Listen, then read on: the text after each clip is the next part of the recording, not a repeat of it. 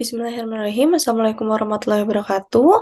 Nama saya Aufa Salsabila Surahman, NPM 10101119160 dari Fakultas Kedokteran Universitas Islam Bandung. Di sini saya akan mempresentasikan artikel spesial saya dengan judul Status Gizi Pasien Tuberkulosis Paru pada Anak Sebelum dan Sudah Terapi Obat Anti Tuberkulosis atau OAT.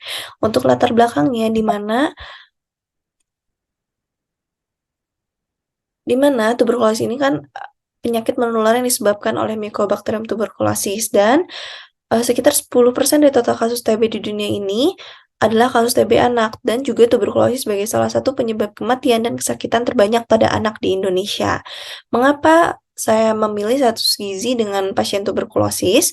Yaitu yang pertama, ini berpengaruh pada kekambuhan tuberkulosisnya. Walaupun tuberkulosis adalah penyakit yang umum diketahui oleh masyarakat, tapi nyatanya pada data UNICEF 96% anak yang meninggal karena tuberkulosis itu tidak pernah mengakses pengobatan.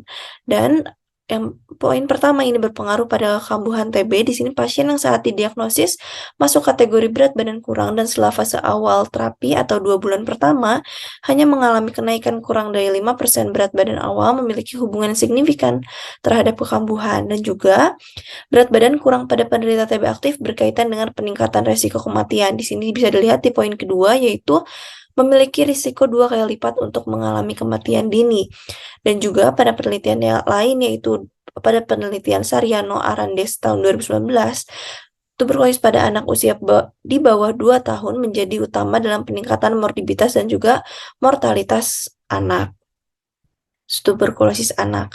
Dan di sini penderita TB paru anak itu melalui 2 tahap terapi obat anti tuberkulosis, yaitu 2 bulan pertama fase intensif dan juga 4 bulan selanjutnya di fase lanjutannya.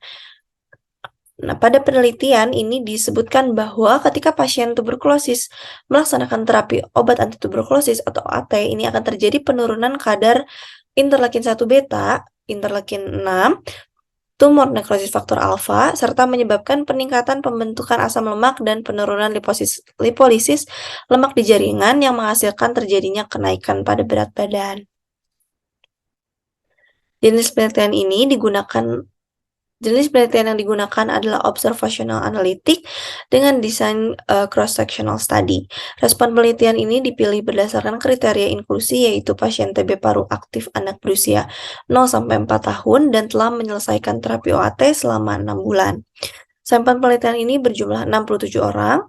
Sampel yang diambil adalah pasien rawat jalan di Poli Anak Rumah Sakit Islam Bandung tahun 2019-2020. Bahan penelitian ini diambil dari data sekunder, yaitu rekam medis, dan penelitian ini sudah disahkan oleh Komite Etik Penelitian dan Pelayanan Indonesia. Bisa dilihat di sini hasil penelitiannya dibagi menjadi 3 kategori, yaitu BB kurang atau berat badan kurang, berat badan normal, dan juga risiko berat badan lebih. Dan status gizi ini dikategorikan berdasarkan berat badan per usia. Di sini bisa dilihat status gizi sebelum terapi OAT itu banyak di kategori berat badan normal, yaitu ada 40 anak yang berada di berat badan normal. Sedangkan di berat badan kurang ada 26 anak. Dan setelah dilakukan terapi OAT selama 6 bulan, bisa dilihat bahwa kategori pada berat badan normal ini terjadi kenaikan, yaitu menjadi 50 anak, sedangkan di berat badan kurang itu berkurang menjadi 13 anak yang tadinya 26 anak. Bisa dilihat di sini bahwa terjadi kenaikan yang signifikan pada berat badan anak setelah dilakukan terapi OAT. Nah, kenaikan berat badan ini bisa dialami oleh semua kategori status gizi. Terlihat bahwa adanya peningkatan jumlah anak dalam kategori status gizi resiko berat badan lebih setelah dilakukan terapi TB. Ini sejalan dengan penelitian Fadila bahwa adanya kenaikan rata-rata berat badan anak penderita tuberkulosis itu efek dari terapi OAT berpengaruh pada peningkatan leptin yang meregulasi nafsu makan dan menyebabkan terjadi peningkatan berat badan setelah terapi OAT. Dan pada penelitian ini tadi banyaknya anak itu berada di kategori status berat badan normal. yaitu sejalan dengan penelitian PAN bahwa pada saat didiagnosis atau pada saat sebelum dilakukan terapi itu banyaknya di status gizi yang normal. Sedangkan untuk kenaikan rata-rata berat badan sebelum dan sudah terapi ini terjadi kenaikan yang signifikan. Sejalan dengan penelitian Max Italia dan juga penelitian Fadila bahwa terjadi kenaikan rata-rata berat badan sebelum dan juga sesudah terapi.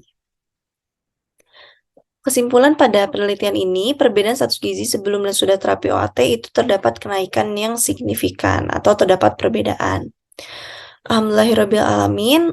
Wassalamualaikum warahmatullahi wabarakatuh.